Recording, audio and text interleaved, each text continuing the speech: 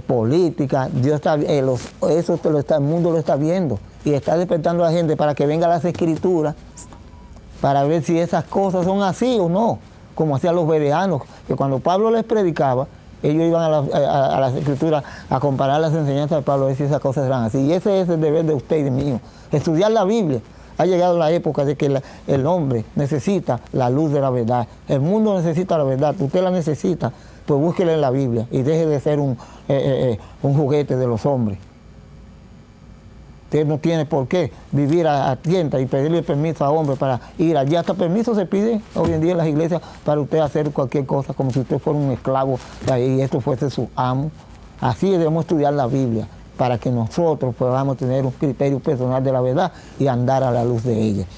Aquí, en esta parte del libro Deseado de la Gente, yo voy a leerle algunas cosas que se detallan. Este libro tiene, si usted quiere, cómprelo en la misión de la Iglesia Adventista, el deseado de toda la gente. Y usted verá que este libro se tiene como la mejor descripción que existe de Jesús fuera de la Biblia, acerca de la vida de Jesús. Y dice aquí al principio, encabezando el capítulo 9, que desde sus más tiernos años, el niño judío estaba sujeto a reglas, rodeado por los requerimientos de los rabinos. Noten, por los requerimientos de los rabinos, no de las escrituras. Había reglas, no conocimientos de la Biblia, porque ellos se habían espantado y habían inventado un manual de iglesia que tienen la mayoría de la iglesia hoy para poder manejar mejor a la iglesia y apartar de la Biblia. Reglas rígidas, ellos inventaron lo que se llama la Torah. Fue un manual, una descripción detallada de la ley de Dios, según ellos, para enseñar al pueblo cómo Dios guardarla. Y eso llevó a errores grandísimos. Por eso es que hoy en día muchas personas dicen que el Estado está abolido, porque venga Jesús discutiendo represente con ellos acerca del punto en el sábado donde ellos lo acusaban que Jesús no guardaba el sábado, porque Jesús sí guardaba el sábado. Para los judíos no había problema con la observancia del sábado, porque ellos sabían que el sábado, que ese es el día del Señor. El problema eran las reglas que estos hombres, para manejar sus intereses mejor, le habían puesto al sábado 1500 reglas. Pero ellos no la cumplían, nada más se la aplicamos hoy en día, que las leyes existen para aplicarlas a los más humildes, a los más tontos, mientras los grandes viven a como les da la gana. Ahora bien, dice que eran reglas rígidas para cada acto, aún para los más pequeños detalles de la vida. Los maestros de la sinagoga instruían a la juventud en los incontables, oiga bien, reglamentos que los israelitas ortodoxos debían observar, inventados por ellos. Incontables reglamentos. Y hoy en día, todas esas religiones que usted ve en el mundo, y porque usted se pregunta qué tanta religión, porque no han seguido las escrituras, como los judíos se extraviaron.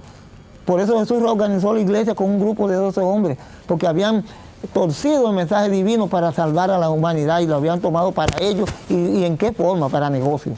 Y menospreciaban a todo. El que no era judío era un perro.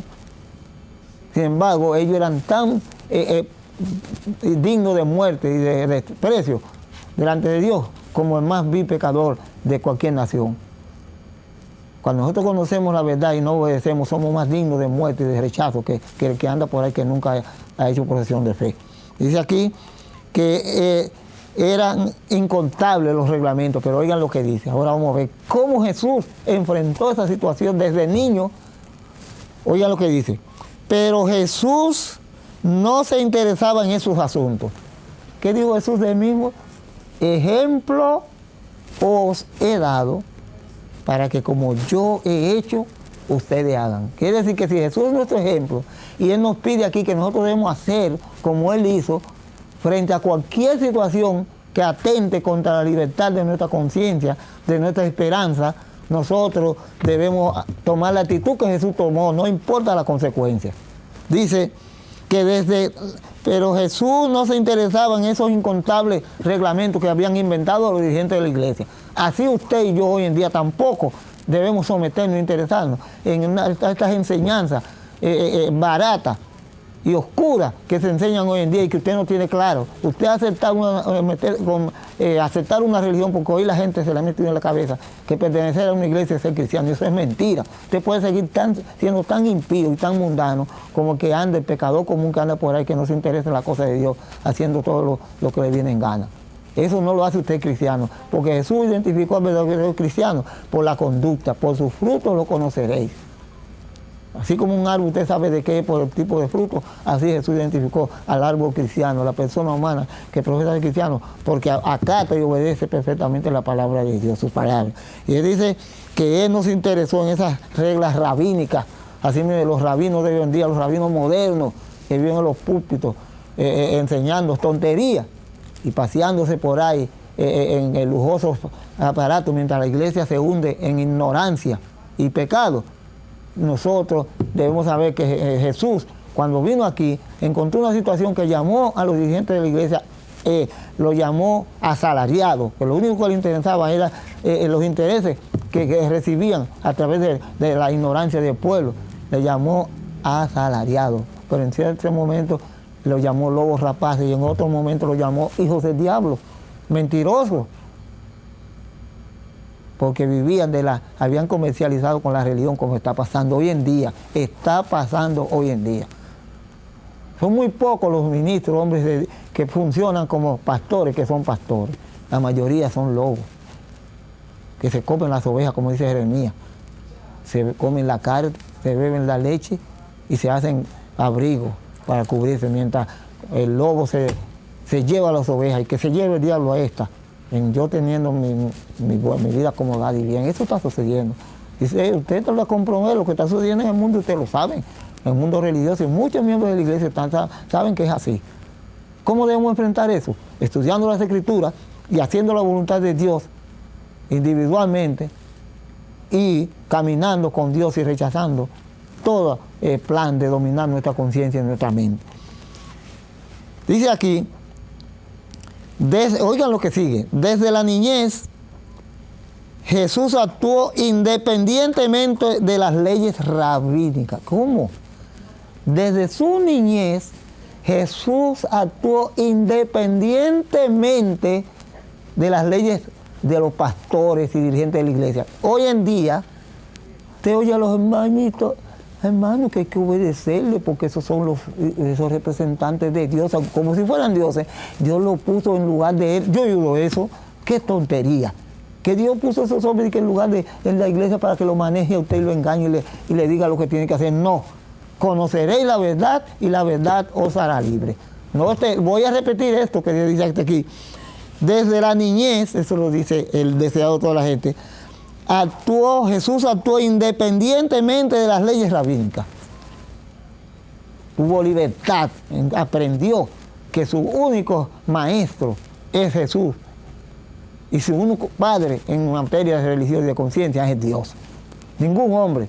Dios no ha puesto hombres en la iglesia para que la manejen a su antojo. Él puso hombres y mujeres, cada uno con dones, para que juntos, desde más humilde al que tenga el cargo de mayor responsabilidad, para que juntos, como un equipo, planeáramos la obra de Dios en la tierra para predicar el evangelio juntos, en armonía, sin distinción de clase, de raza ni de posición social, no para manejar a la iglesia como está haciendo, como si fueran amos y señores y lucrándose de ella. Jesús le dijo asalariado. Seguimos. Las escrituras del Antiguo Testamento, escuchen bien, eran su constante estudio.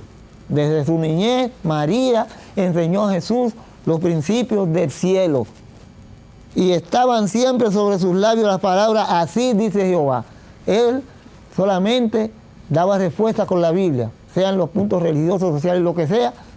Él era un ser sabio y manejaba la palabra de Dios bajo la dirección del Espíritu Santo, llevándose de lo que éste le instruía. Jesús era 100% hombre, 100% Dios.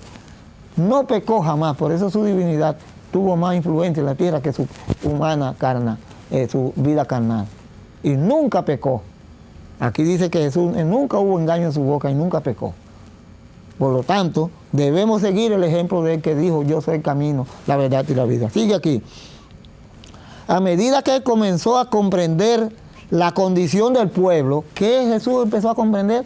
La condición, ¿y qué condición? La condición pecaminosa de la iglesia, de su tiempo. La iglesia estaba corrompida. En un cierto momento Jesús iba para el Monte de los Olivos, lo he repetido muchas veces aquí, y una grande multitud, porque donde quiera que viera la gente andaba con avidez, con hambre de escuchar la verdad, como están ustedes y yo hoy en día. Y vio una multitud que le seguía grande. Dice que la Sagrada Escritura que miró hacia atrás y tuvo compasión de toda esa gente que andaban descarriadas como ovejas sin pastor. Dice que tuvo compasión de ellos. Así mismo anda la iglesia hoy en día. Anda descarriada, haciendo todo lo que da la gana porque sus pastores le enseñan que nada es nada, ni el vestido, ni el comer, ni el beber. Y que la ley de Dios está abolida y nosotros somos unos proscriptos de la ley. La ley no existe. Barbaridad. Sigue diciendo, los hombres se apartaban de la palabra de Dios, los hombres se apartaban de la palabra de Dios y exaltaban las teorías que habían inventado, como sucede hoy en día. ¿Qué es lo que exaltaban los hombres en los tiempos de Jesús? Los dirigentes de la iglesia, los inventos de ellos. Y hoy en día hay miles de iglesias que han surgido como inventos del hombre. Usted quiere saber que una cosa es verdadera, vaya a la Biblia y compare lo que yo digo y lo que hago con la palabra de Dios. Y déjese de verdad que esta es mi iglesia y que yo soy de ahí, que yo soy cristiano, porque voy en la iglesia, déjese de esa tontería. Dice Elena G. de White, la que escribió este libro, que de estar escrito en el libro de una iglesia no nos da a nosotros ninguna ventaja para entrar al reino de los cielos, ni asistir a una iglesia. Porque Jesús dijo que fuere fiel hasta el fin, este será salvo. Y si no os arrepentir, le dijo un día a un grupo de dirigentes, todo perecerá igualmente. Para Jesús no hay clase, no hay título, no hay nada, sino pecadores para ser llamados al arrepentimiento. Enfermos de pecado para ser sanados por el médico divino que es Él. Dios es el médico. Su palabra, la medicina, y nosotros somos los enfermos. Jesús es el médico divino. Sigue diciendo que los hombres observaban ritos tradicionales que no poseían ninguna virtud, ni la filosofía ni los ritos no poseían ninguna virtud. Los ritos son una enseñanza religiosa a través de símbolos y cosas que nos enseñan lecciones, como la Santa Cena, que nos enseña que debemos ser humildes lavando los pies, que nos enseña a tomar el vino y a beber como símbolo de la sangre de Jesús, que significa que debemos aceptar esos sacrificios, echando sobre nosotros la carga la responsabilidad de representar a Cristo en la tierra y su muerte. Su servicio era una mera repetición de ceremonia, eso era. Y las verdades sagradas que estaban destinadas a enseñar eran ocultadas a los adoradores. ¿Qué hacían los dirigentes de la iglesia? Que le ocultaban la verdad a los adoradores. ¿Sabían ustedes que hay muchísimos dirigentes, muchos que saben que la ley de Dios es vigente y que es imposible que haya sido anulado por la gracia y por la fe? Porque la gracia es el don inmerecido que Dios nos ha dado, una oportunidad, una raza caída, para que podamos levantarnos de la desobediencia y del pecado, que es transgresión de la ley de Dios. Por la fe en Cristo somos perdonados porque su sacrificio pagó nuestro castigo, y la ley de Dios es la norma de conducta a seguir por un cristiano que ha sido redimido por la sangre de Cristo. Entonces aquí dice que ellos estaban destinadas a enseñar a los adoradores, pero que eran ocultadas. Así mismo hoy en día en las iglesias prácticamente se está prohibiendo hacer reuniones personales de hermanos que piden permiso para ir a hacer una reunión con 2 o 3 hermanos a su casa o a un lugar, como si tienen que pedirle permiso a su amo, a sus amos. ¿Quién ha dicho eso? Usted tiene que pedirle permiso a ningún pastor ni a nadie para usted hacer una reunión de estudio de la Biblia, sea en el patio de la iglesia, sea en el patio de su casa, sea en el campo, sea donde quiera. La Biblia no enseña semejante cosa, pero la iglesia se ha corrompido, se ha llenado de tinieblas. Y sucede lo que dice el profeta Jeremías. Noten, Jeremías 5:31, para que ustedes vean, si no es lo mismo que está pasando, y si que de todo tiempo, después que el hombre cayó en pecado, y empezaron a funcionar dirigentes y cosas en la iglesia, no ha sido lo mismo. Oigan lo que dice Jeremías, en el capítulo 5, el versículo 31 de su libro profético, oigan lo que dice, al final, que es el último versículo.